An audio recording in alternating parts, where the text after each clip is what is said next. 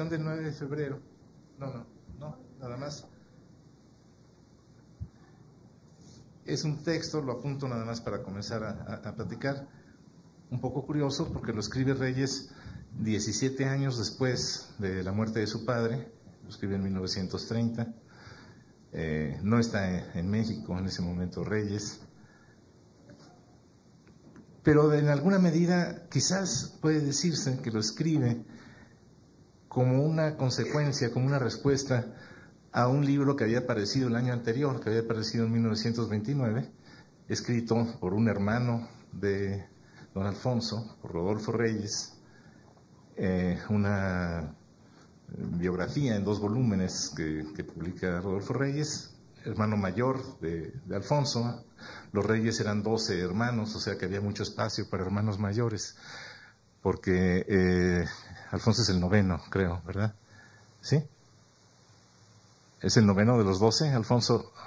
Creo que sí, no estoy seguro, pero creo que es el 9º de los 12.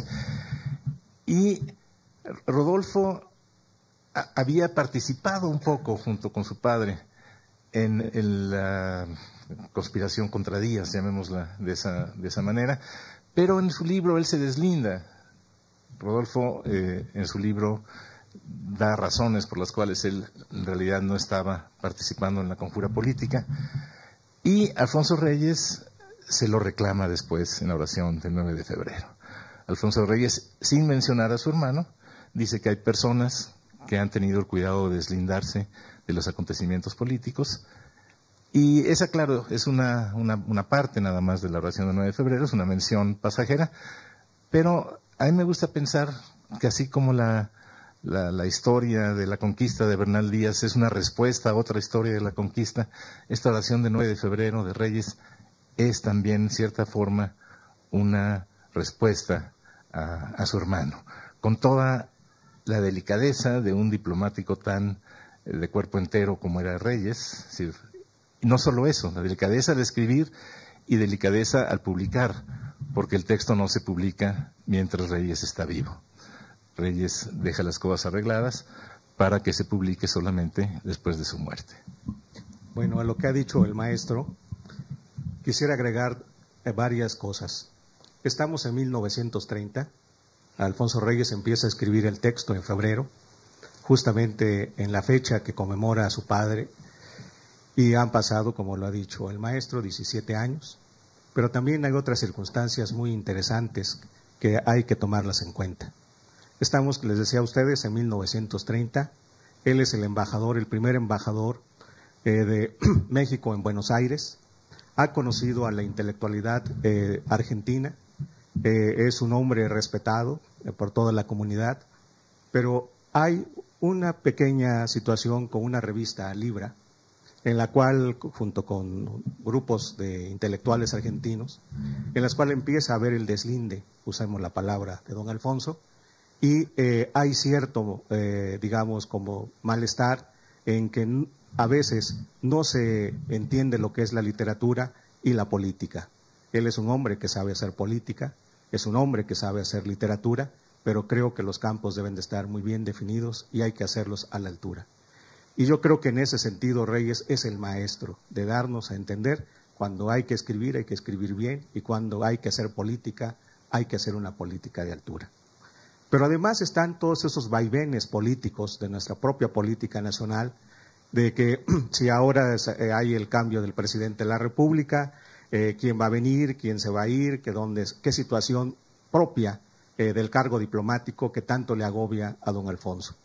Estamos ya en enero de 1930 y le empieza a entrar una congoja impresionante. Cuando uno lee su diario de en estos años, o en estos meses, o en estos días de 1930, se da uno cuenta de que él en verdad está muy preocupado por su situación personal, por la situación política, por la situación intelectual. Y además hay algo muy característico en don Alfonso, que eso nos los hace todavía presentarnos un hombre de carne y hueso, de que él presiente que va a haber cosas, que él ve que algo va a pasar, no sabe qué. Empiezan a llegarle noticias de que a lo mejor va a haber un cambio diplomático, de inmediato piensa que es su España, quiere volver a España, quiere volver a Europa, y no se imagina que va a ir a Brasil. No. Entonces, todo este ambiente que ustedes se podrán imaginar de tensión hace que justamente, o llega la fecha del aniversario de la muerte de su padre, y más lo que ha dicho el maestro, más otras circunstancias, es en verdad en una tensión que empieza a escribir esta oración. Pero si ustedes en algún momento pueden ver la versión manuscrita de don Alfonso, la verdad no le tiembla la mano. Va escribiendo de una manera muy cuidadosa, muy meticulosa. No hay subrayados, digamos, que diga uno se equivocó o alguna cosa, ¿no? Es verdaderamente extraordinaria la manera de cómo fue escribiendo ese texto entre febrero y agosto, por razones que ya ustedes comprenderán, el traslado de la embajada o de su traslado como embajador de Buenos Aires a Río de Janeiro, conocer un nuevo país, ¿no? Él tenía esta cosa de que Brasil era donde estaban las muchachas más guapas, que se bailaba samba, ¿no? De que había las frutas milagrosas, etcétera, ¿no? Pero bueno, Brasil era el gran continente, el país que iba a explorar y de las cual va a escribir los textos más maravillosos y más impresionantes desde el punto de vista político. Si ustedes quieren leer un texto político de Alfonso Reyes, pero de esa escritura que no tiene parangón, justamente son sus años en Brasil. Ya habrá ocasión también para decir esto, pero ese, digamos, el contexto donde yo quisiera decir de esa tensión que hay en Alfonso Reyes, más lo que siempre estuvo en la mente de don Alfonso de ese 9 de febrero. Que eso quizás valga también la pena recordar qué estaba sucediendo, qué pasó el 9 de febrero, nuestra incipiente democracia con don Francisco I. Madero, etcétera. Todo esto que sucede en estos años 10 de nuestro siglo es verdaderamente, digamos, como un explosivo para que justamente hiciera una obra maestra, pero ahí yo creo que es una obra maestra en cuanto a la escritura. Pero no había que olvidar justamente el 9 de febrero de 1913. ¿Sí? Estamos hablando del 9 de febrero de 1930, la fecha en que se pone a escribir, pero falta la fecha de 1913. ¿Qué significó en el caso personal de don Alfonso? En el caso del país, ¿qué tragedia ocurrió? ¿Y qué cosa a partir de ahí también se desencadena? No solamente en la cuestión familiar de don Alfonso, sino también del propio país, porque a partir de ese momento, como ustedes saben, empieza una de las etapas más, bueno, ahí sí que no sé cómo decirla, pero más importante en la vida política del país, que va a durar muchos años hasta que tengamos la Constitución de 1917. Sí, iba simplemente porque quizás a veces uno lo que cree que todo el mundo sabe, porque uno más o menos se acuerda.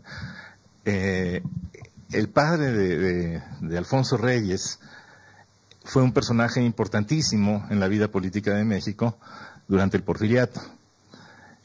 Había nacido en Guadalajara en 1850 y se casó con una mujer que había nacido en Zapotlán el Grande, la tierra de Arreola, la tierra de Orozco, ahí Jalisco también.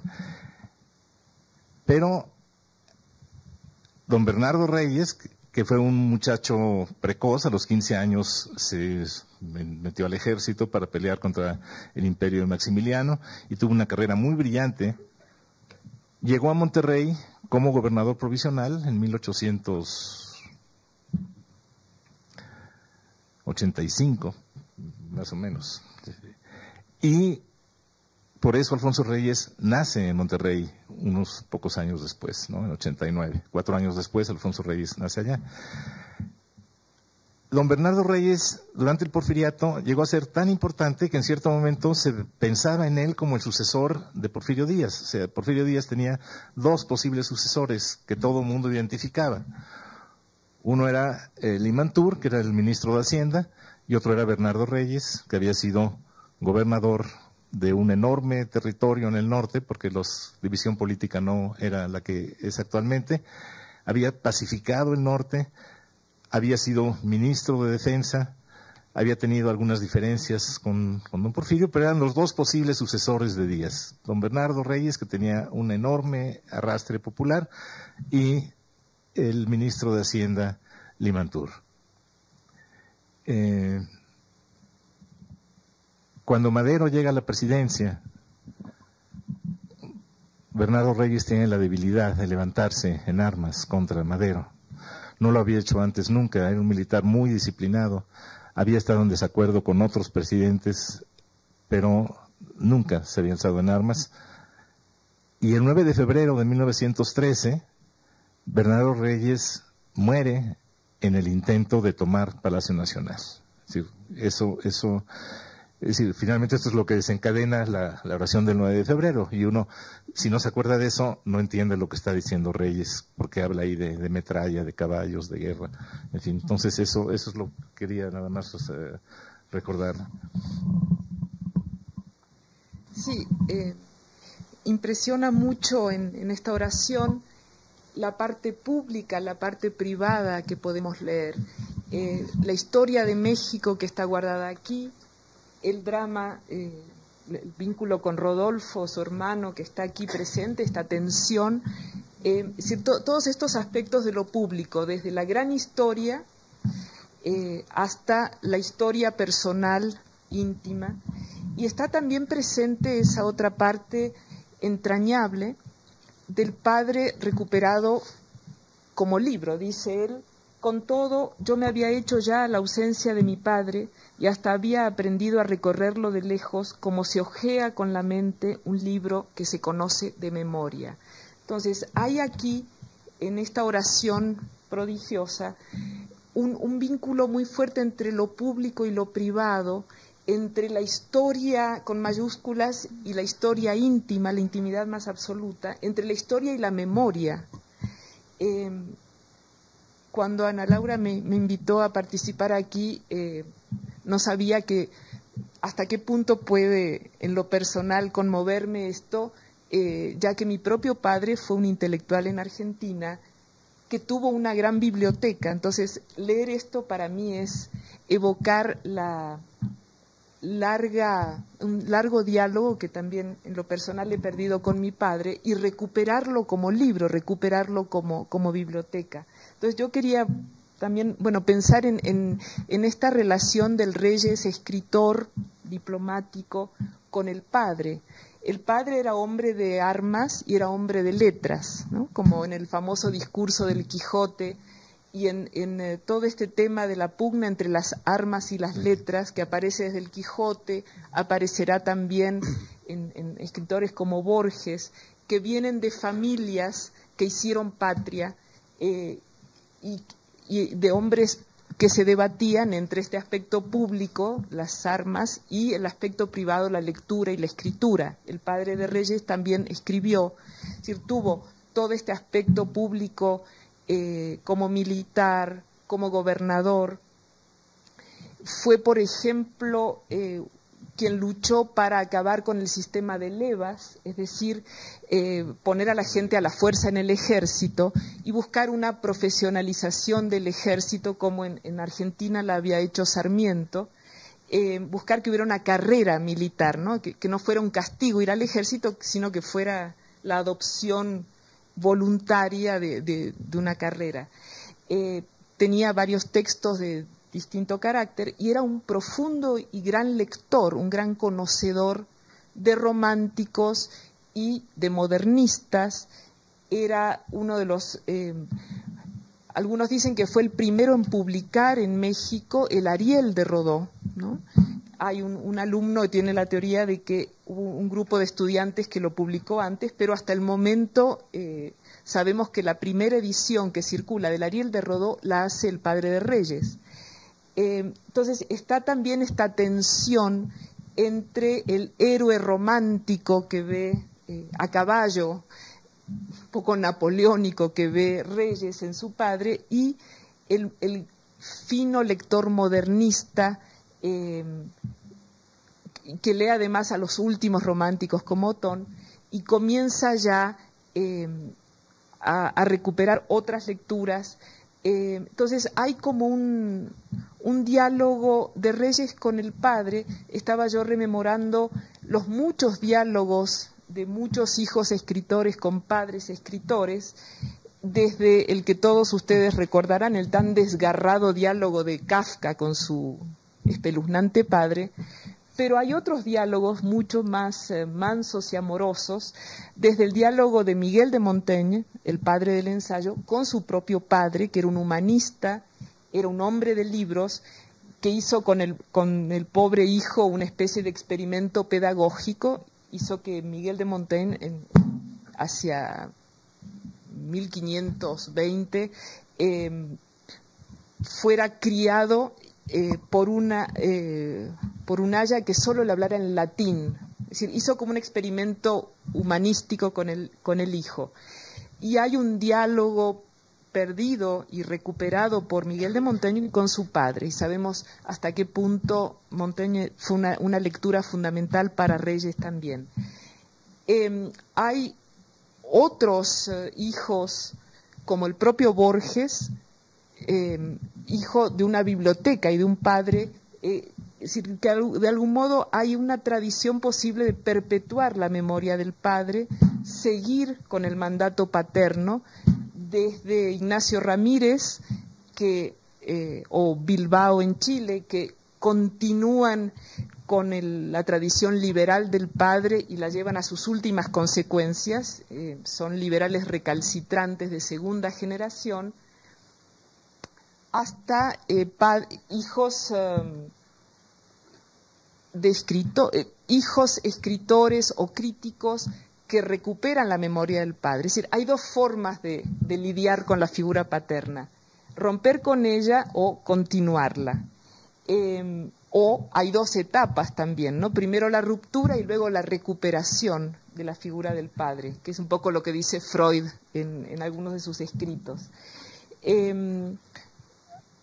Se podría releer muchísimos casos y ejemplos de estos hombres que tenían un vínculo con el padre, con el libro y con la biblioteca. Y este es el caso de la oración de Reyes, donde él, por un lado, se siente amputado, se siente violentado por esta muerte atroz, ridícula, que acaba con un hombre cabal, con un hombre culto, con un pensador, con un hombre refinado, patriota.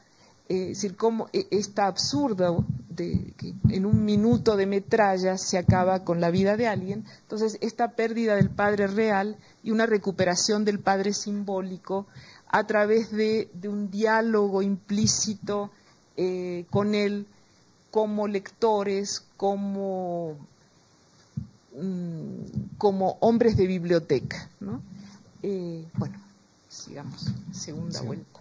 Bueno, a mí me gustaría decir algo también con respecto a esta última parte del acercamiento, cómo se acercó uno a Alfonso Reyes a esta oración. Yo estaba bastante jovencito, estaba apenas en la licenciatura, y me cayó la edición de la oración del 9 de febrero, y a diferencia de lo que ha dicho aquí Lilian, yo procedo de una familia muy humilde, y perdí a mi padre cuando tenía 3 años, 8 meses. Y cuando leí a don Alfonso, de alguna manera hay esa sensación de cuando se pierde al padre. Y dice uno, bueno, me quedé sin una parte de mi vida. Sí. Claro, aquí con don Alfonso es todavía la tragedia mucho más grande. Uno dice, bueno, 3 años, 8 meses, el papá lo suplió otro, pero aquí, en donde hay este diálogo, como muy bien lo dice Liliana en este libro, más en otros trabajos de don Alfonso, se verá en primer lugar esa estrecha vinculación del hijo con el padre, de lo que sirve el padre para él en el sentido de llevar el ejemplo, y no de en balde escribió 2 obras memorables, que es Parentalia y Albores, que son los libros de memoria, de remembranza, de dónde viene la familia Reyes, ¿no? O sea, que no era cualquier familia, sino era una familia de estirpe liberal. El abuelo de don Alfonso fue un hombre que allá en Guadalajara defendió las leyes de reforma, se batió en el campo de batalla, defendió los ideales laicos, democráticos, ¿sí? Era un hombre de verdad, con todas las letras, un auténtico liberal. El padre de don Alfonso va a continuar esa herencia, Y esa herencia también, en mucho sentido, don Alfonso lo va a asumir. Es un hombre verdaderamente laico, democrático, liberal, y es en ese sentido extraordinario. Entonces, esta herencia, digamos, por un lado la rescata, pero también hay otra cosa, y hay que situarlo en su época. No se nos olvide que don Alfonso es un jovencito en la primera década del siglo XX. Todavía no tenemos esto que hoy hay, ya, digamos, en la casa, donde se puede discutir con el padre, con la madre, donde incluso, aunque también don Alfonso lo dirá, que hay ciertas, a veces, no roces, pero sí puntos de vista suyos ya de don Alfonso frente al papá, y que a veces no lo acepta. Sin embargo, a veces se lo lleva al campo, cuando es gobernador, y le empieza a hablar sobre todo de cómo se debe gobernar. Y eso le encanta a don Alfonso. Le gusta que su padre le dé lecciones, como la batalla de Maratón, que va a ser un trabajo extraordinario cuando en 1940 o 39, si no mal recuerdo, cuando escribe su discurso para la Academia de la Lengua, en donde habla sobre ese dibujo, esas enseñanzas del padre, diciéndole cuáles son las enseñanzas de la batalla de Maratón. Entonces, hay un continuo diálogo, es cierto, pero también están sus tensiones, en el sentido de que él también tiene y quiere tener voz propia. Y no se nos olvide que en una familia de aquellos años, indudablemente que el hermano mayor es el que llevaba la batuta, ¿no? Era el que realmente era el que llevaba la voz de la familia. Y por eso hay algunas expresiones de don Bernardo cuando dice que ya con uno es suficiente para que haya dos, etcétera. Pero si uno lee otros textos de don Alfonso, se va uno a dar cuenta de que también estaba la cuestión generacional. Por ejemplo, cuando está la crítica y cuando está aquella manifestación porque reaparece la revista Azul, por un lado está la opinión del padre, pero por otro lado está también la manifestación de don Alfonso. ¿Sí? Por un lado, él está viendo lo que está aconteciendo, está tomando el pulso de la época, y don Bernardo me parece que ya nos lo está sintiendo. Y por eso le duele tanto que en ocasiones le diga a su papá, y dice él en este texto, si no mal recuerdo, que a veces una mirada fulminante del padre hace que él no pueda expresar lo que quiere decirle, y siempre le dice, ya ves, yo te lo estaba diciendo, Limantur nos estaba traicionando, yo te lo estaba diciendo. O sea, este jovencito que tenía una perspicacia política también, estaba viendo que su padre estaba perdiendo el derrotero y que había muchos enemigos que le estaban poniendo lo que nosotros llamamos en muy mexicano, término mexicano, un cuatrote. ¿Sí? Entonces, este joven es el joven que tiene una claridad política que no lo va a tener Rodolfo, en mi opinión. De Rodolfo es un gran abogado, un gran jurista, un gran maestro. Está el testimonio de Favela, está el testimonio de grandes constitucionalistas y grandes juristas que hablan que es un gran maestro de derecho constitucional. Pero lo que le falta es justamente lo que tiene don Alfonso, esa sensibilidad exquisita para saber el tiempo en que estaba viviendo. Esa es una bonita manera de ver cómo se nos puede cuatrapear la vida, porque Rodolfo, que no tenía esa sensibilidad, hubiera querido ser político, hizo lo posible por hacer una vida política, y Alfonso, que sí tenía esa sensibilidad, esa percepción de los momentos, muy pronto, a raíz de la muerte del padre, decidió, yo creo que lo había decidido antes, decidió que su vida no sería siguiendo los pasos de don Bernardo. En realidad, cuando muere el padre, ya publicó su primer libro, Alfonso Reyes, hacía 2 años que había publicado Cuestiones Estéticas, de manera que ya estaba claramente orientado, ya había participado en los trabajos de la Sociedad de Conferencias, ya estaba metido en el Ateneo de la Juventud, que se había fundado en 1909, de manera que había elegido su camino. Y una de las virtudes mayores de Reyes, tal vez, a lo largo de la vida, fue su capacidad para no dejarse distraer del camino que había elegido. Y tenía muchos motivos, porque fue un hombre que trabajó como cualquiera. Tuvo muchos cargos diplomáticos, le gustaba la vida social, pero tenía una verdadera disciplina, pues yo diría militar. Y todos los días, por ejemplo, el diario, no importa cómo hubiera estado ocupado en el día, había un tiempo que era para leer, un tiempo que era para escribir. Uno puede decir que el gran tema de la oración del 9 de febrero es el amor al Padre, y también puede decir que ese gran tema desborda la oración del 9 de febrero y se encuentra en muchos otros lugares de los escritos de Reyes. Es decir, ¿por qué?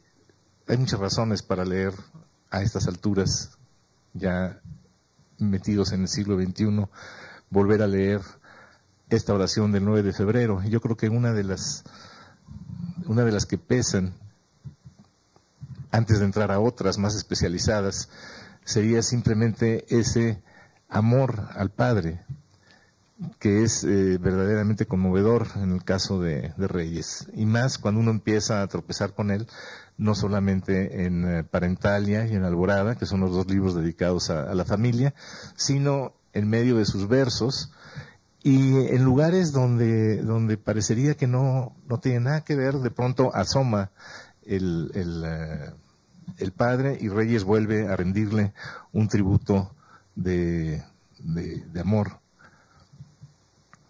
que además no era cualquier padre. Es cierto que hay un problema generacional, pero este era un padre además realmente muy duro. Era un hombre que había sido capaz de pacificar. Pacificar quería decir acabar con bandoleros, acabar con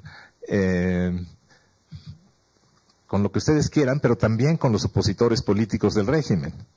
Es decir, los opositores políticos era también otra clase de bandoleros en el entendimiento de la época. Y Bernardo Reyes lo hizo y se jugó la vida muchas veces, y si Reyes hijo, Alfonso, lo llama varón de 7 llagas, es porque había 7 heridas. En ese texto cuenta cuáles son las 7 heridas que lleva en el cuerpo don Bernardo. Una de ellas, por un tiempo al menos, le impidió usar la mano derecha, y entonces don Bernardo, que era un hombre de gran voluntad, aprendió a firmar con la izquierda y a escribir con la izquierda, de manera que no era cualquier padre. Sentarse a la mesa de don Bernardo Reyes y llevarle la contra no era fácil, por supuesto. Esa es una parte que a mí me emociona mucho, porque tuve un padre que no era militar, pero era muy severo. Y en la oración del 9 de febrero, el espacio que Reyes dedica a explicar cómo va su diplomacia con el padre, cómo se va atreviendo a alzarle la voz un poco, a llevarle en contra, cómo a veces deja que sean no las palabras, sino las actitudes las que marcan diferencias, y los dos entienden en dónde está el desacuerdo y los dos respetan lo que el otro dice. Para mí eso fue especialmente, debería haberlo leído antes, antes de que yo tuviera que pasar por eso. No habría estado mal haberme dejado aconsejar de Reyes, porque no siempre fui yo tan prudente como don Alfonso. Pero esa lectura, digamos, que nos permite entrar en lo que era la vida familiar de los Reyes, creo que es una de las razones que nos pueden hacer leer con especial gusto esta oración del 9 de febrero. Sí, hay una frase que siempre me impresionó de María Zambrano. Ella, como exiliada española, familia republicana, dice: ¿por qué me toca a mí expiar la historia con mi propia vida? Es decir, la sensación de que toda la historia de España, toda la guerra civil, la tenía que expiar cada uno de los jóvenes que salían al exilio. Muy impresionante esta idea. Está un poco, creo, también aquí presente, ¿no? Cómo Reyes de algún modo tiene que expiar esta pertenencia del padre a la época del porfiriato, aunque la disculpa un poco pensando que ya en los últimos años la dictadura de don Porfirio era una dicta blanda, es decir, las cosas se habían calmado un poco, el régimen estaba descomponiéndose poco a poco, que no todo era tan malo porque había Justos Sierra, por ejemplo, Gabinos Barreda, es decir, había inteligencia, había cultura circulando. Sin embargo, si tuviéramos que escribir estas notas sobre la inteligencia americana de Reyes como las notas por la pérdida de su padre, bueno, efectivamente hay como el lamento por todo lo que significó la muerte del padre. Para él significó el autoexilio, ¿no? Es decir, la falta de interés por participar en la política directa de estos años,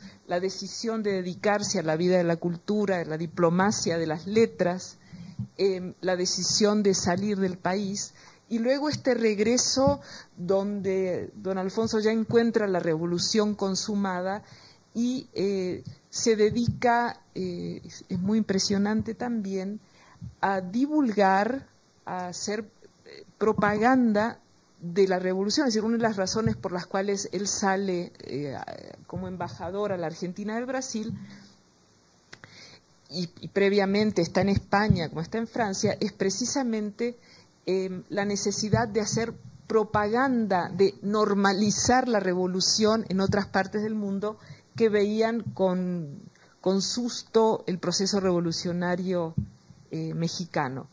Entonces, para Reyes, la muerte del padre supone la pérdida de un mundo, la necesidad de ir al exilio, y a través de esta oración, que no es una oración cristiana, porque como bien se dijo aquí, él venía de una familia laica, de una familia liberal, entonces es una oración, por un lado, otra vez, en el sentido público de la oración de Gavino Barreda, ¿no? Una oración laica, liberal, pero por otro lado es una oración íntima que él nunca pronuncia, nunca lee públicamente y que queda guardada hasta después de su muerte, pero a través de esta idea de oración él recupera, entonces, él remonta, ¿no? Un poco como hacen las notas sobre la inteligencia americana, que plantea toda este orden negativo de todas las desgracias que cargan, dice él, con ironía, los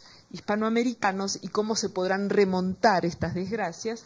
Del mismo modo, estas notas escritas a la muerte de su padre, que implican la pérdida de un mundo, el sinsentido de una muerte violenta, el ser arrojado de una casa y de una biblioteca, el tenerse que inventar de nuevo, que salir, inventarse una nueva figura lejos de la seguridad de la casa paterna, y luego cómo se puede esto remontar positivamente como una recuperación de la memoria del padre, una recuperación de la historia de México, ¿no? A partir de este hecho donde, una vez más, un hombre expía en una balacera la historia política, ¿no? Entonces creo que también está muy presente esto, cómo nuestra vida privada se cruza con la historia, la memoria privada, lo familiar, este ámbito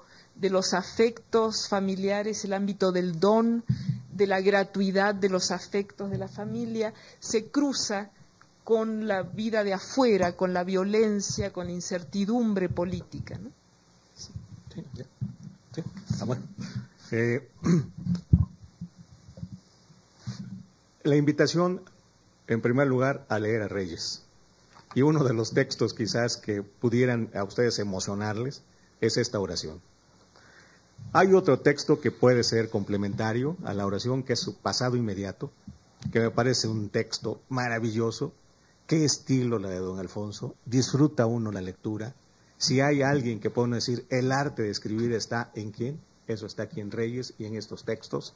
Y un pequeño textito que le va a servir a don Alfonso para escribir su pasado inmediato, que es Nosotros, que ya lo publica en el exilio, en el exilio. Y con eso yo creo que ustedes podrían tener un primer acercamiento a esta figura de las letras mexicanas, y que aquí quisiera hacer un poco también de promoción a un evento que vamos a hacer en la UNAM, en mi Facultad de Ciencias Políticas, que es Alfonso Reyes y las Ciencias Sociales. Porque don Alfonso, si bien es cierto que también es un gran escritor, no deja de ser un hombre que está preocupado por todos los problemas de su tiempo y también de nuestro tiempo. Ahí ustedes lo pueden ver en toda su dimensión. Entonces, yo sí quisiera, insistir en que este texto tiene muchas lecturas, pero otras de ellas, y quizás la que en este momento podría ser, grata es leerlo como grata lectura, ¿no? Leerse, ver cómo dice, cómo va escribiendo, cómo va, por qué hace ese tipo de paréntesis, bueno, numera la oración en varias partes, cómo empieza a escribir y cómo termina, las imágenes, en fin, yo creo que es un texto por excelencia para que nosotros nos acerquemos, como diría nuestro querido José Emilio Pacheco, es justamente para que nos enseñemos a escribir, porque todavía a esas alturas muchos de nosotros no sabemos escribir. Y es un texto verdaderamente que ustedes lo pueden acercar a este hombre con el que también se goza en su lectura, en la escritura. Yo creo que es una muy buena oportunidad para de verdad acercarnos a esta figura extraordinaria en el pensamiento universal, y creo que por eso tiene ganado su sitio en la historia no solamente mexicana, sino también universal. Leerlo es verdaderamente algo placentero, y yo creo que si todavía, como veo que se hace aquí en el Tecnológico de Monterrey, lecturas con los compañeros en 2 o 3 compañeros y leer partes, etcétera, no se imagina el gran provecho que van a sacar, sobre todo no nada más por el lenguaje, sino también por esa cadencia, por esa musicalidad que tiene la escritura de Alfonso Reyes. Eso es todo. Bueno, aprovecho para comentar que hace pocos días que murió John Updike, y circuló en México un texto muy hermoso de él, vinculando la letra y la pintura y el dibujo, la caligrafía. Entonces, al releer este texto y ver cómo el propio Reyes, por una parte, estudia la caligrafía, la firma del padre. Es decir, recordar que antes de las procesadores de textos, de las máquinas de escribir, se solía hacer una cosa que ya está en extinción, que es escribir a mano. El estilo, ¿no? Entonces, el estilo del propio Reyes, las pinturas, porque este texto es muy pictórico también, igual que en Visión de Anáhuac, hay muchas imágenes, hay muchos hay retrato, hay autorretrato del artista adolescente, hay muchas escenas como pintadas, y hay esta cuestión caligráfica, tanto lo que él ha escrito, porque fue hecho a mano, como el estudio de la caligrafía del padre, que él persigue, es decir, ver cómo firmaba el padre a través de los libros que estaban en la biblioteca del padre, lo cual le da excusa para mostrarnos qué leía el padre, ¿no? en las horas íntimas.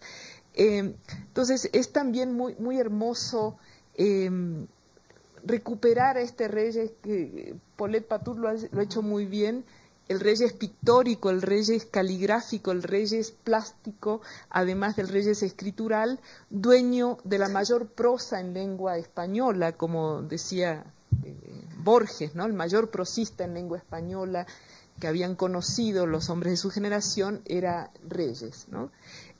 Bueno. Ya estamos en las invitaciones. Naturalmente, mi invitación también es a leer a Reyes.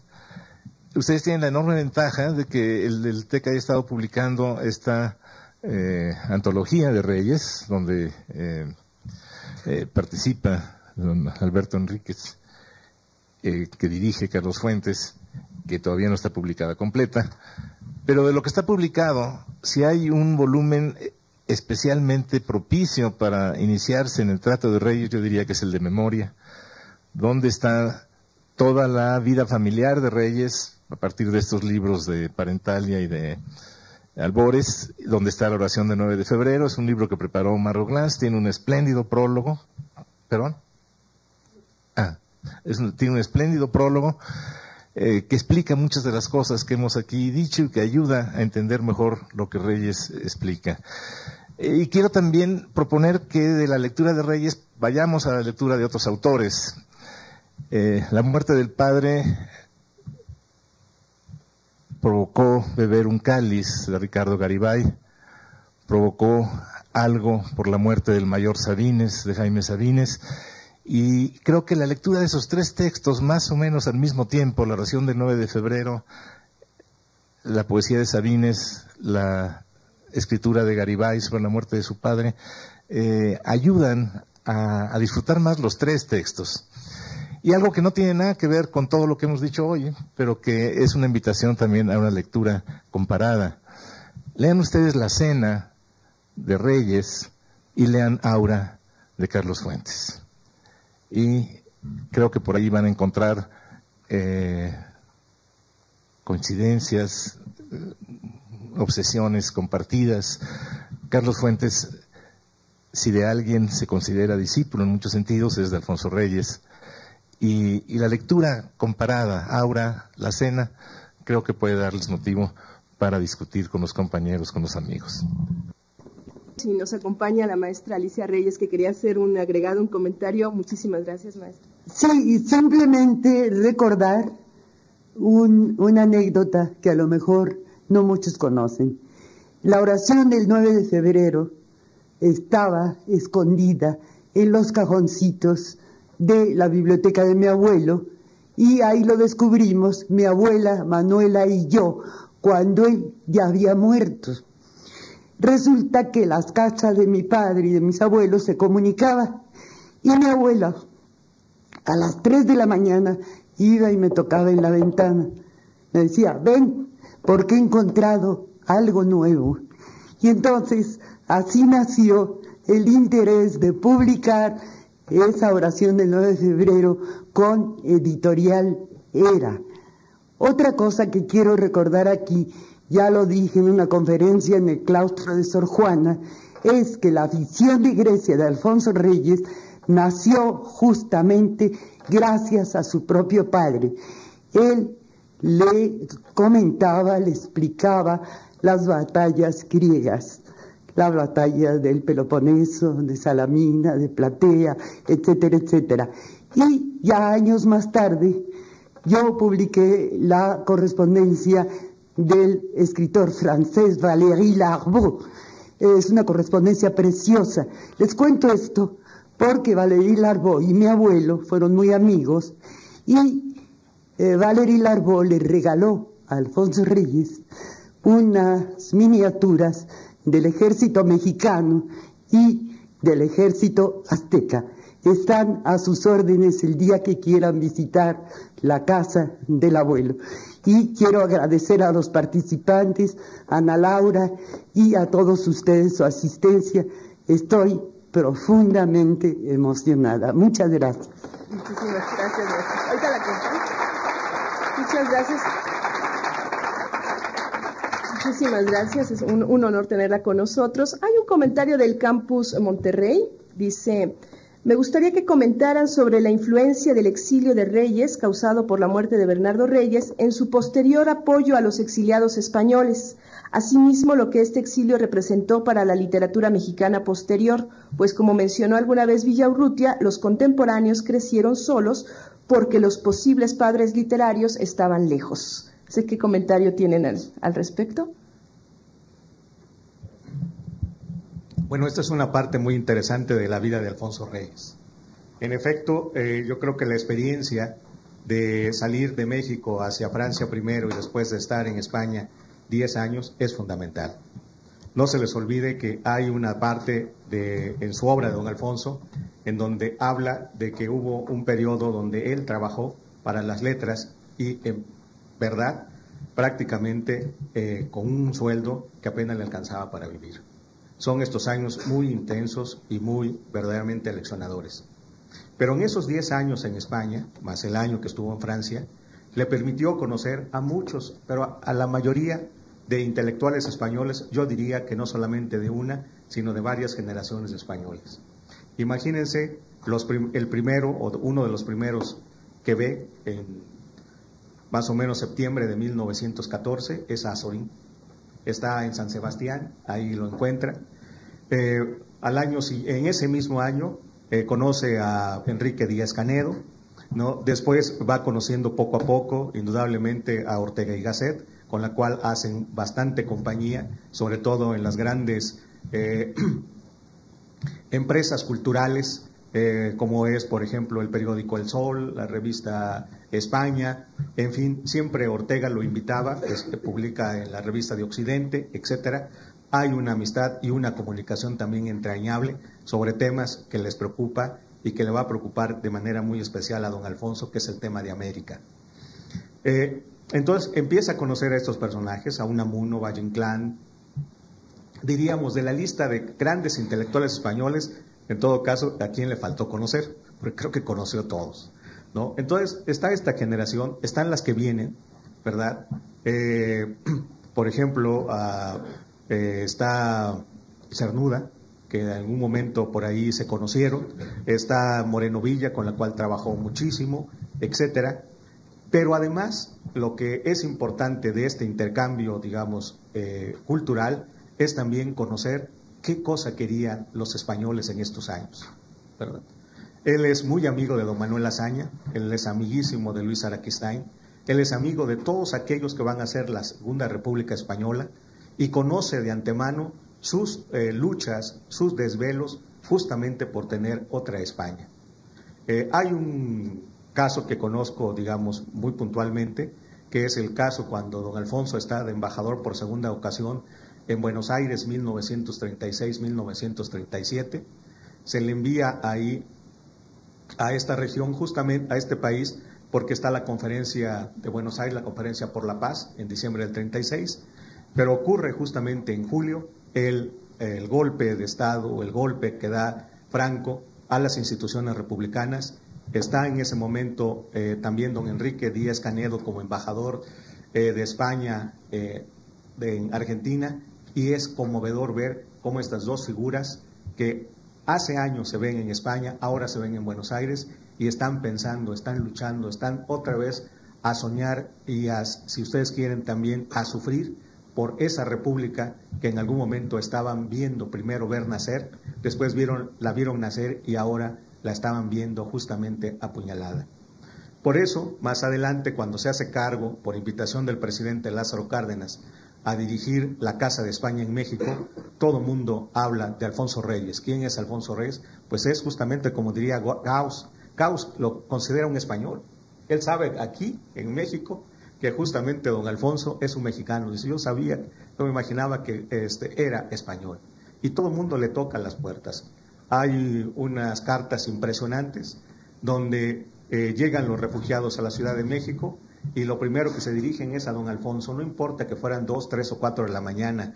Don Alfonso agarraba su cochecito, iba a recogerlos, iba a ver dónde se podían acomodar, porque era, digamos, la persona, el personaje, y que sabían que además comulgaba con las ideas republicanas, que estaba con él y que era la figura entrañable de Alfonso Reyes.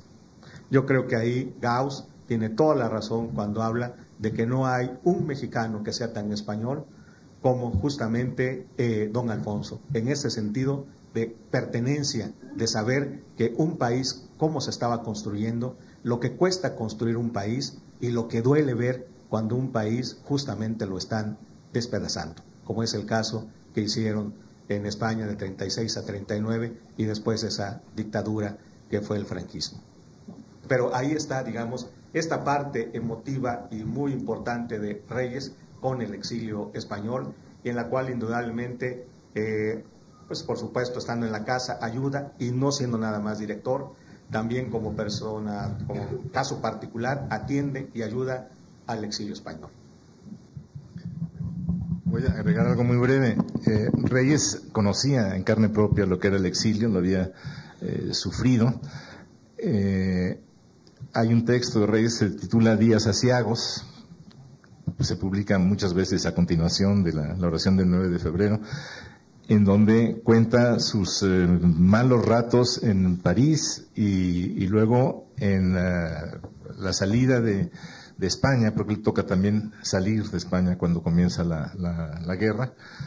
Entonces Reyes conocía muy bien la experiencia del exilio, la había sufrido con su hijo como un niño pequeñísimo, su mujer había pasado hambre, sabía todo lo que puede significar estar huyendo en momentos de exilio, y yo creo que, por supuesto, tanto el haber conocido a toda esa gente mientras estuvo trabajando en España, como el haber sufrido en carne propia los horrores del exilio, están entre los motivos que Reyes puede haber tenido para hacer un papel tan activo en la ayuda a los republicanos españoles en México.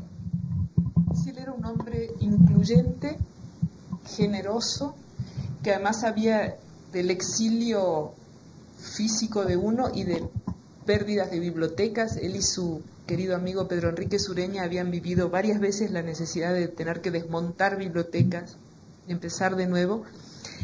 Y él se inserta en España desde muy joven y en Francia, como hombre incluyente además, tanto en las redes de filólogos y de historiadores como en las redes de escritores con los que toma café en los cafés madrileños de la época.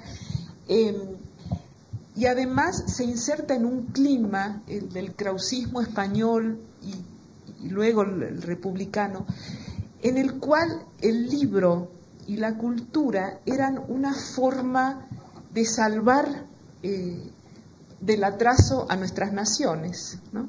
Es decir, hay toda una cruzada del libro que después se vive en México también, que la sabemos de Vasconcelos, la idea de que el libro es una herramienta fundamental para incidir, además de manera muy barata, en el crecimiento social, y así lo hace.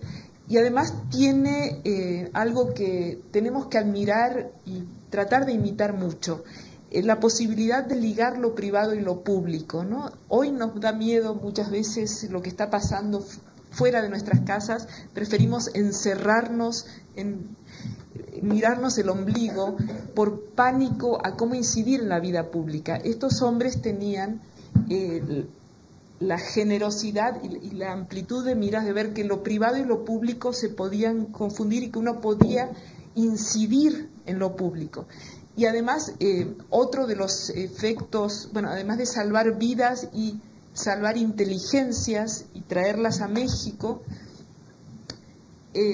Reyes, que era un hombre vinculante, que era, insisto, un diplomático y un embajador a través de la literatura y de la cultura, además de estos elementos, ahora se me fue lo que estaba por decir. Un momentito, ¿qué iba yo a decir? Bueno, lo recordaré en un ratito. Bueno, yo trabajé, como les decía, como leyó Ana Laura, en Cuadernos Americanos. Cuadernos Americanos es también un milagro de las redes intelectuales. Ya sé lo que quería decir. Reyes y Enrique Sureña representan un momento de reconciliación con España, es decir, con el liberalismo. En toda América había la idea de que España era la mala de la película, había una ruptura muy fuerte con lo español, que se veía como el culpable del atraso de nuestras naciones, y esta generación, que es un poco la generación, como dirá Machado más adelante, las dos Españas, ¿no? Salvar esa parte de la España progresista, republicana, que tanto tiene que ver con México y con América Latina. Entonces, son, además de todo, los grandes reconciliadores de América con España. Hay otras dos preguntas del Campus Monterrey. Una dice, ¿no consideran complementario de la oración también el poema Los Caballos, con fuerte relación a la infancia y su vida con su padre? Y la otra pregunta, que de una vez la digo, es ¿de qué forma se inscribe la oración del 9 de febrero en la tradición de coplas de Jorge Manrique? Como ustedes las quieran contestar. Los caballos y otros poemas sobre su infancia de Reyes, que están en el tomo 10 de las obras completas y pronto estarán en la antología también. No está publicado todavía el volumen de poesía, pero hay una buena cantidad de poesía que Reyes hace sobre su infancia, sobre su adolescencia, y ahí la figura del padre, y no solo del padre, sino del resto de la familia está presente. De manera que la oración del 9 de febrero podría estar entre todos esos textos en los que Reyes cuenta la vida de su familia y su vida en la infancia y la juventud. Ahora yo olvidé la otra pregunta. La otra pregunta es la tradición de las coplas. Pues la estructura es muy diferente, ¿no? La estructura es muy diferente. En cuanto que habla de la muerte del padre, pues hay alguna relación, pero yo diría que es una actitud muy distinta. La de Jorge Manrique quizás es más filosófica, más general. La de Reyes va más sobre el dato concreto de su padre, su vida, pero por supuesto una y otra forman parte de toda la inmensa literatura sobre la muerte del padre o de la madre que existe, ¿no? Algo que yo también quería decir antes, pero olvidé a tiempo, tan a tiempo que ni me acordé de que lo había olvidado, es que en todo lo que hemos dicho, nunca hemos mencionado, pero que una de los instrumentos de veras importantes de Reyes es su sentido del humor, y que está presente incluso en esta oración del 9 de febrero, está presente en días aciagos, está presente, él hacía una profesión de fe, creía que ser cordial con las personas, ser cordial frente a lo que nos sucede en la vida y mantener el sentido del humor era un valor importante, era algo con lo que necesitamos contar.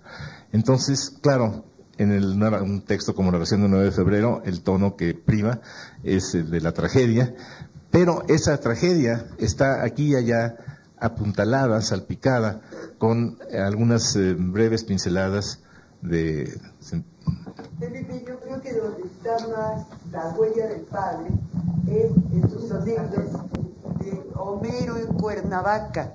En Homero en Cuernavaca está más, digamos, un poco la herencia de Jorge Manrique, aunque sí, en otro sentido de rima, pero creo que ahí pueden encontrar todavía más la huella de Bernardo Reyes. Sí, bueno, el tema del padre, bueno, aquí aparece esta frase en la oración: aquí morí yo y volví a nacer, y el que quiera saber quién soy, que lo pregunte a los hados de febrero, ¿no? Aquí está un poco la síntesis de esta larga tradición de la recuperación de la memoria del padre o de la madre, ¿no? La sensación de que uno muere y vuelve a nacer en el momento de la muerte del padre o de la madre. Lo que decía Felipe del humor, bueno, en el primer párrafo de la oración empieza diciendo: hace 17 años murió mi pobre padre, y al terminar esta evocación, en el primer párrafo ya aparece una anécdota muy simpática de cómo era el secretario de don Bernardo quien contestaba las cartas, haciéndose pasar por don Bernardo, y alguna señora pícara se dio cuenta de esto, entonces le escribió ya al secretario: estimado señor Zúñiga, recibí su grata carta. Es decir, ya en el primer párrafo pasamos de la tragedia a esta evocación risueña de la anécdota, ¿no? Hay una pregunta dirigida a Liliana específicamente que dice: ya que nos has hablado de la relación Reyes-Borges mediada por los libros, me gustaría que hablaras un poco de la figura paternal del creador textual que Borges le asigna a Reyes en Clon, Huecbar y Orbis Tertius. Es una pregunta aquí del Campus Ciudad de México. Sí, bueno, la relación de Reyes y Borges también es una relación pública, mediada por la literatura, y en efecto además era muy giro de época, poner personajes que estaban en el campo literario conviviendo con uno en la propia literatura. Clon empieza con una evocación a Bioy Casares y a la biblioteca Bioy Casares. Entonces la relación de estos dos grandes está mediada por una serie de gestos y de prácticas de sociabilidad literaria. Borges conoce a Reyes, y hay una anécdota muy bonita. En la primera conversación, Reyes le dice: bueno, es que en casa de mi padre yo solía ver a Manuel José Otón, al gran poeta del romanticismo tardío mexicano. Entonces Reyes dice: ¿usted lo conoció en persona, Otón?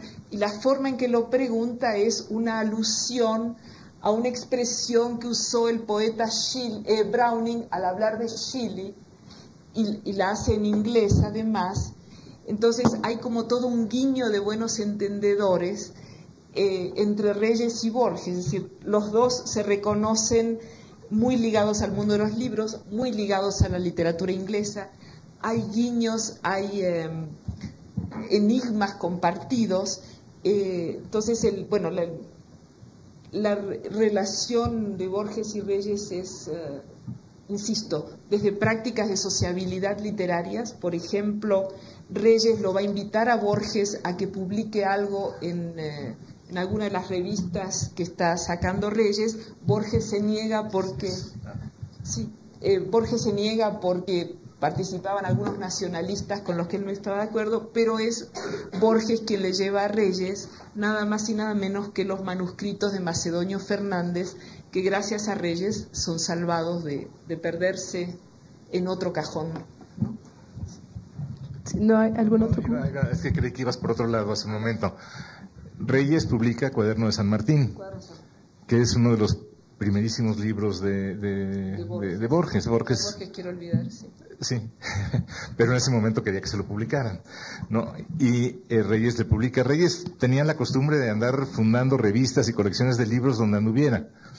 Y traía además a cuestas su revista trashumante, el Cuaderno de Monterrey, que iba publicando también, no importa dónde estuviera. Y ese entendimiento de la utilidad de las revistas para un hombre de letras, para establecer relaciones y para sostenerlas, que es una de las lecciones de Reyes que mejor aprendió Paz, ¿verdad? Y Paz se preocupó toda su vida por tener alguna revista desde la cual, donde incluir y desde la cual decir lo que le interesara. Pero Borges era 10 años más joven que Reyes, o sea, porque Reyes había nacido en 89, Borges en 99. Borges decía que Reyes era el mejor prosista que escribía en español, y Reyes decía que era Borges el mejor prosista que escribía en español. Y hay un intercambio muy interesante, se querían muy bien y se respetaban y leían con mucho cuidado. Hace muchos años yo publiqué un librito, uno de estos libritos con que se conmemora el 12 de noviembre, el Día Nacional del Libro, la Asociación Nacional de Libreros, que se llama La Máquina de Pensar.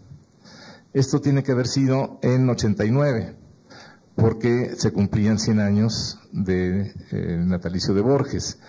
Estos libros siempre han sido sobre autores mexicanos, y yo propuse Borges porque yo creo que Borges es mexicano también, igual que Cortázar, igual si hay ciertos, la literatura mexicana de este tiempo no se entendería sin Borges.